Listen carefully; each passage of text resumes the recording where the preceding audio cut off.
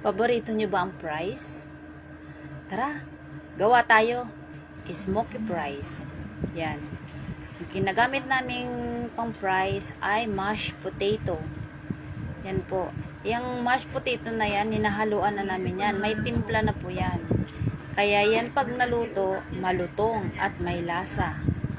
Ganyan, mamasa mo lang siya hanggang sa maghalo lahat ng nilagay natin yung timpla.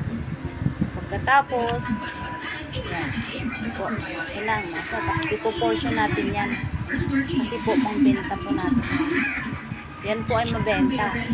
Yan po portion. Yan po itsura niya. At tapos, pagkatapos niyan, lahat natapos, lalagay na natin siya sa molder. Yan, ganyan. So, kailangan mainit ang mantika nyo. Ayan, ikakat natin siya. Ayan. Tapos lulubog sa mainit na mantika. Ayan na. Tcharam! Totoo na ang ating fries. Ayan na po. Enjoy your fries, smoky fries!